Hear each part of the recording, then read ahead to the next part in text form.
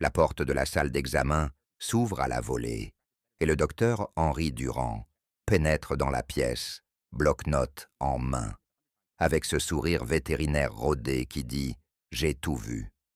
Contrôle de routine. Le carnet de rendez-vous mentionne un lynx roux nommé Martin. Bien socialisé, ça ne devrait pas poser de problème.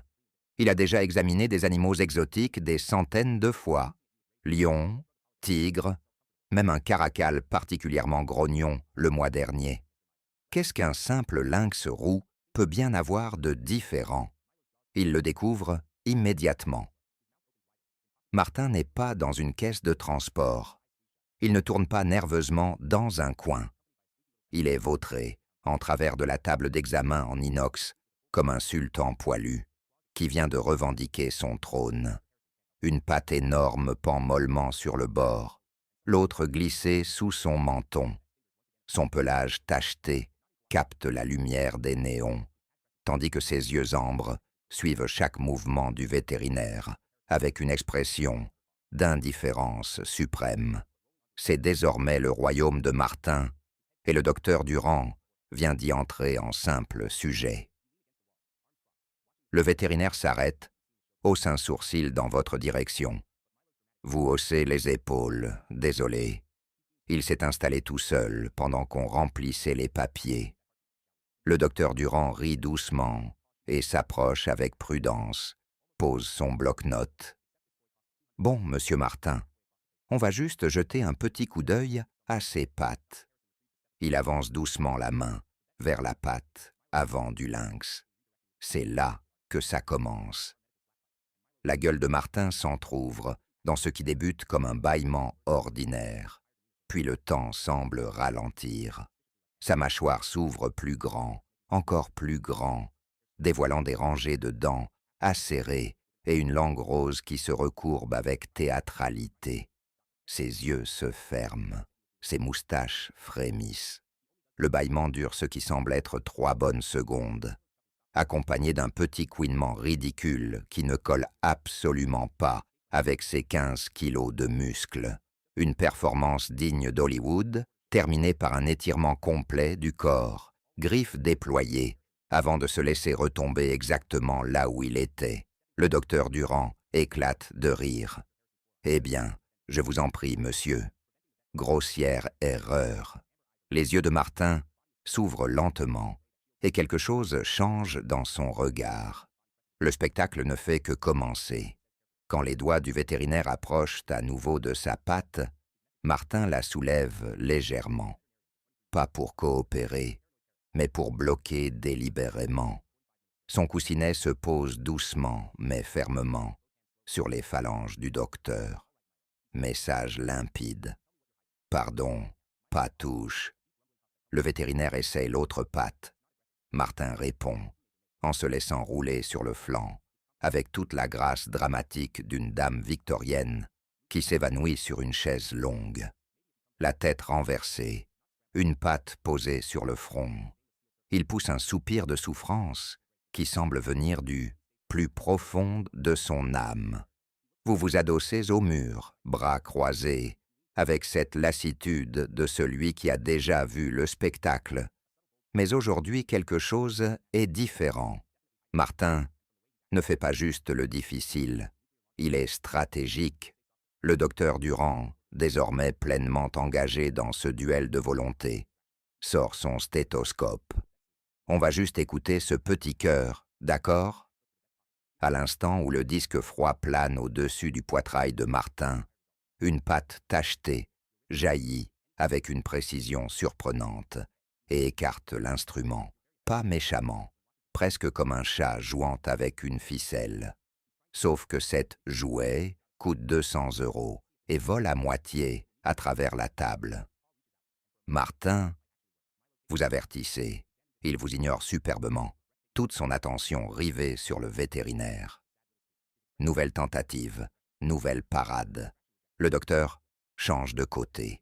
La patte suit, bloque, détourne avec le timing d'un karatéka. Ils sont engagés dans un étrange combat médical de claques et Martin gagne. Bon, concède le vétérinaire.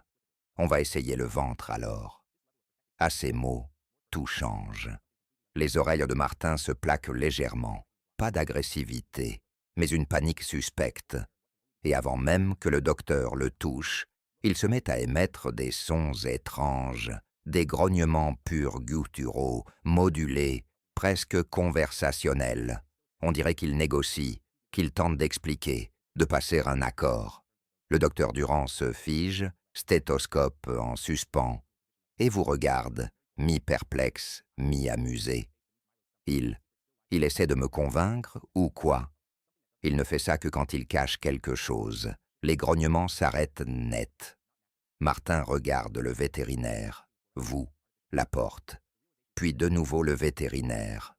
On voit presque les rouages tourner. Il commence à glisser, lentement, nonchalamment, vers le bord de la table. Centimètre par centimètre, tout en maintenant le contact visuel avec le docteur, comme pour l'hypnotiser.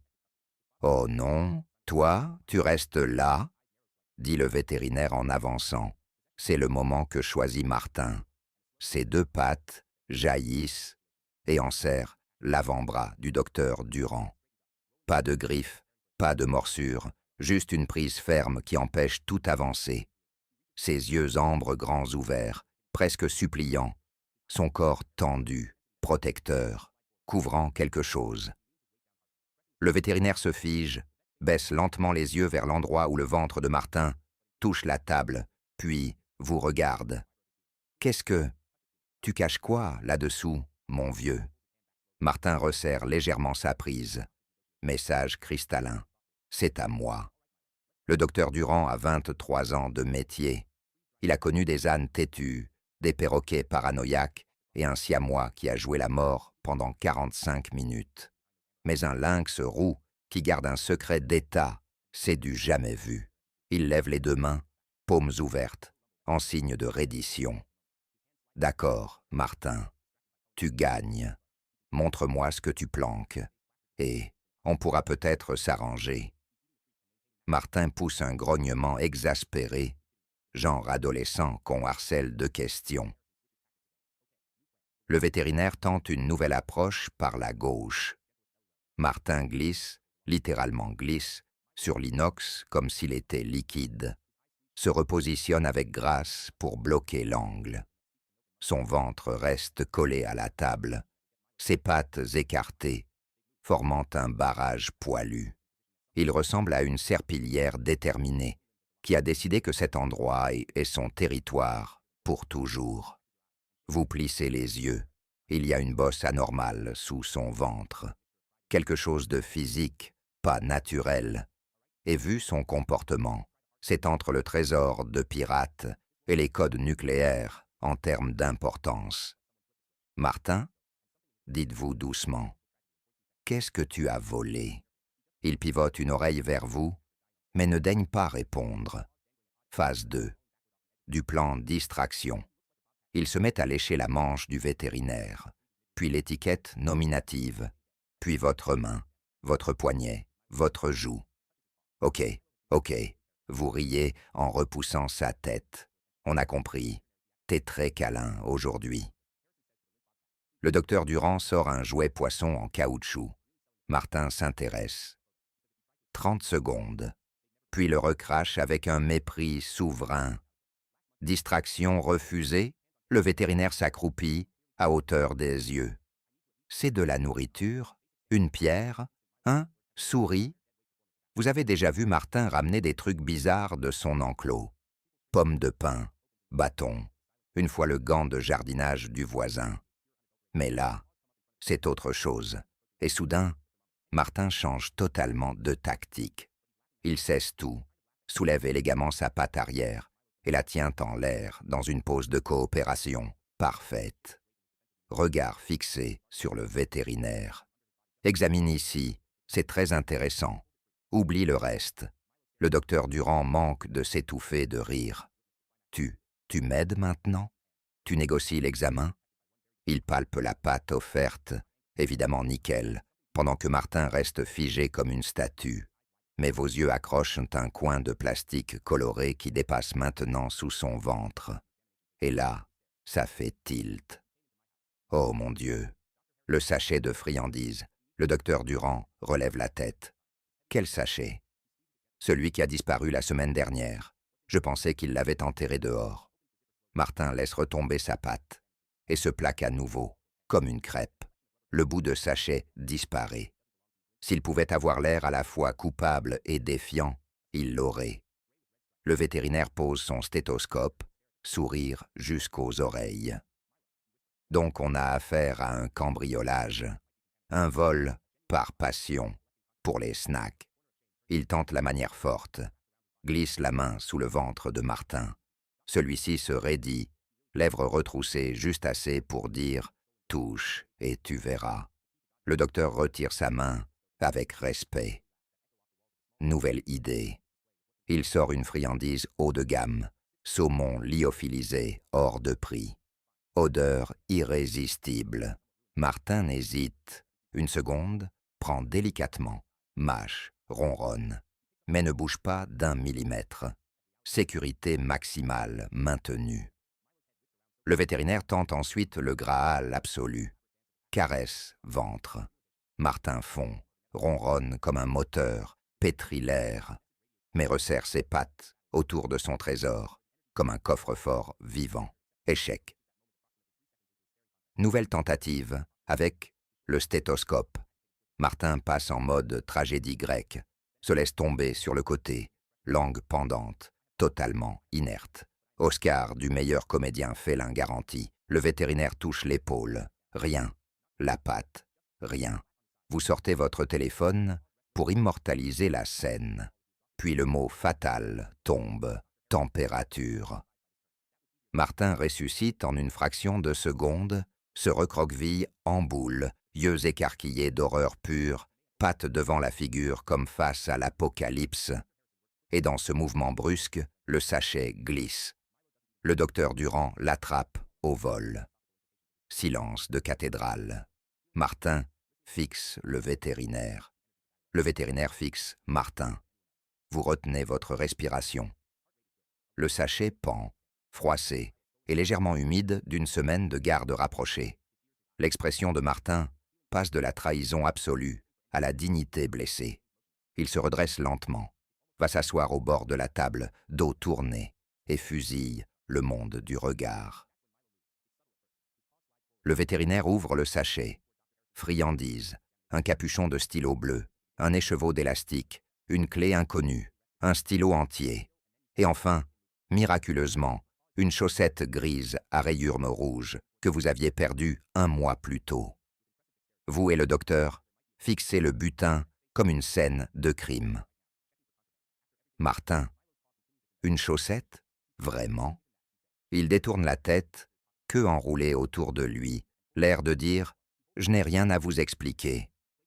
Le vétérinaire essaie de reprendre l'examen, mais éclate de rire à chaque fois qu'il regarde le tas.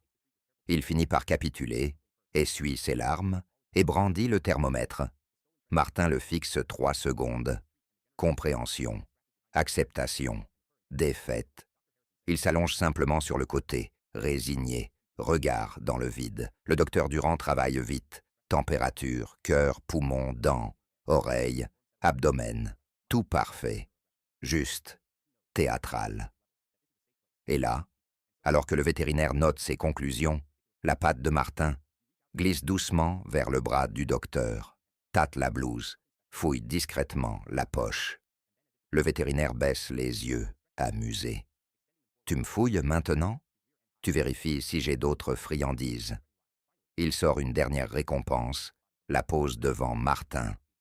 Une seule, pour le courage. Martin redevient instantanément un lynx heureux, ronronne, se frotte. Le docteur Durand vous regarde.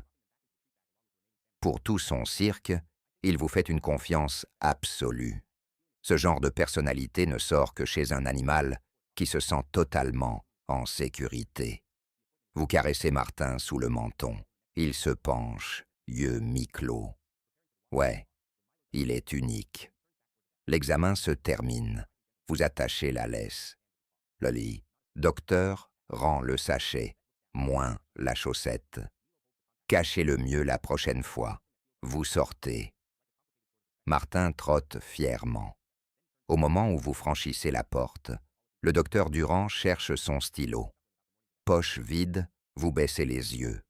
Dans l'épaisse fourrure de la poitrine de Martin, à peine visible sous le harnais, brille le plastique bleu d'un stylo tout neuf. Martin cligne lentement des yeux. Sourire félin. Vous accélérez le pas vers la sortie. Certaines batailles ne se gagnent pas. Elles se survivent, et parfois, juste parfois, le roi du drame repart avec la couronne et le stylo du vétérinaire. Les portes automatiques s'ouvrent. Le soleil inonde l'entrée. Martin sort dans le monde comme le vainqueur triomphant d'une guerre que personne d'autre ne comprendra jamais.